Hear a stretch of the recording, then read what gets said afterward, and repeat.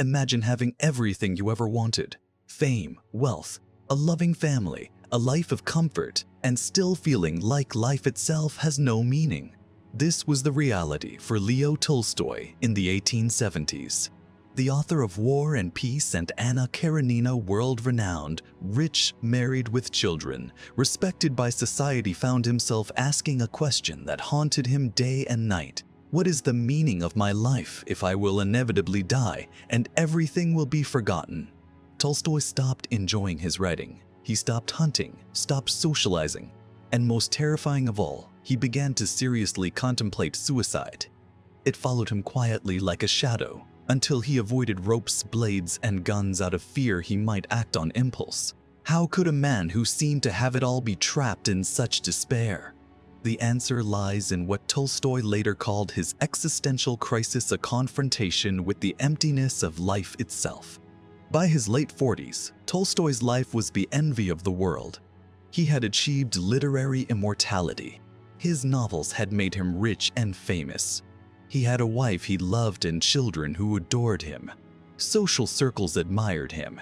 And yet, none of it mattered.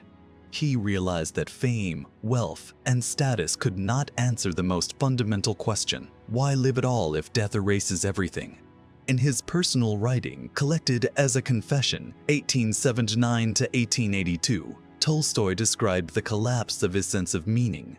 Rational knowledge, science, and philosophy, all the tools of the educated mind, led only to despair. Life, he concluded, was a stupid trick played by fate. Sooner or later, disease, suffering, and death would wipe out all achievements. Even suicide, he reasoned, was the only logically consistent response for someone fully aware of life's emptiness. And yet, he could not bring himself to do it. He remained trapped between torment and the will to live, a living paradox of despair. In a confession, Tolstoy outlines 4 ways people typically respond when they confront the harsh truth that life is meaningless and death erases all things. 1. Ignorance. Some people simply don't see the problem. They live as if death and meaninglessness don't exist, distracting themselves with daily routines and trivial pursuits. 2. Epicureanism. Others chase pleasure, comfort, and diversion. They indulge in luxuries, entertainment, or fleeting joys to avoid thinking too deeply. 3. Suicide. For those with the courage or despair to act decisively, ending life becomes the logical response to a world without meaning. 4. Weakness. And then there are those who, like Tolstoy himself, see the emptiness clearly, feel the pull of suicide, yet lack the courage to act. They continue living, trapped in torment, enduring life by habit rather than purpose. Tolstoy placed himself between the 3rd and 4th groups. He could see the abyss clearly. He understood the logic of ending his life. And yet, he could not. Instead, he lived, tormented by a relentless inner questioning. Why am I here? Tolstoy first turned to philosophy, science, and rational inquiry for answers. He read the great thinkers of his time, trusted in reason, and expected to find purpose through knowledge. Instead, he found the opposite. Reason stripped life of all meaning.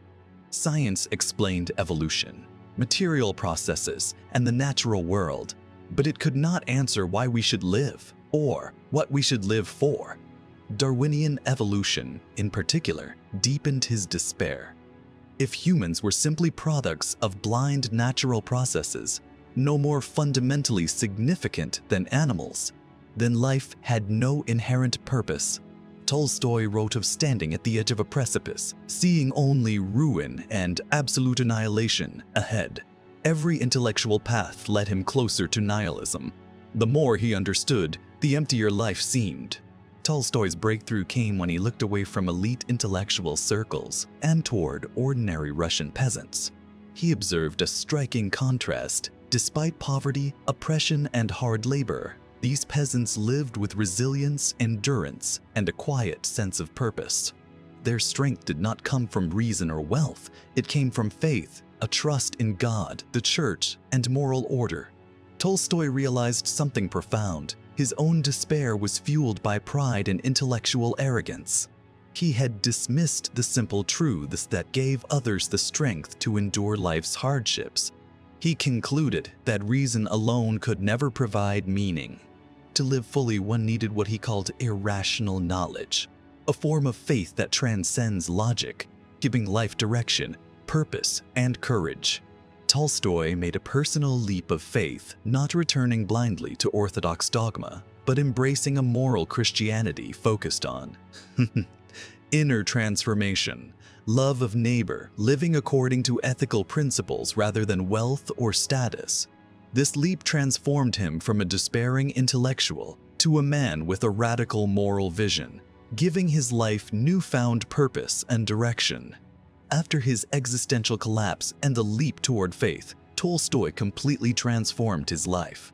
He rejected his aristocratic lifestyle, gave up indulgence, and criticized both the church and the state for corruption and hypocrisy. His focus shifted from wealth, fame, and social status to inner moral perfection and love of God and neighbor. Tolstoy's writings from this period, like The Kingdom of God is Within You, reflect his radical ethical vision, non-violence, opposing all forms of force, oppression, and revenge. Simplicity, embracing a life free from material excess. Service to others, centering life around helping, understanding, and loving one's neighbor. This radical moral vision would go on to influence global leaders like Mahatma Gandhi, whose philosophy of satyagraha drew directly from Tolstoy's teachings on nonviolent resistance. Yet even after this transformation, Tolstoy struggled to reconcile faith and reason. His later writings reveal an ongoing, tortured effort to hold intellectual rigor and moral/spiritual insight together. Despite this tension, Tolstoy's journey from despair to faith demonstrates the power of a human life redirected by ethical purpose and belief, showing that even the deepest existential crises can be transformed into a life of profound influence. Leo Tolstoy's life shows us that existential despair is not the end but a crossroads. He went from having everything a man could want, fame, wealth, family, to feeling that life was meaningless, even contemplating suicide.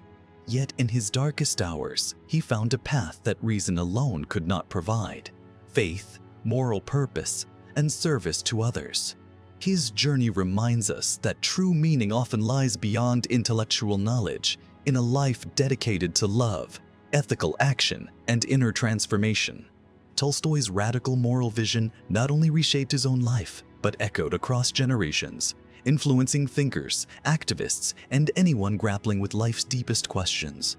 Ultimately, Tolstoy's story is a testament to the human capacity to rise from despair, confront meaninglessness, and create a life of purpose, even when the world seems indifferent and reason alone offers no answers.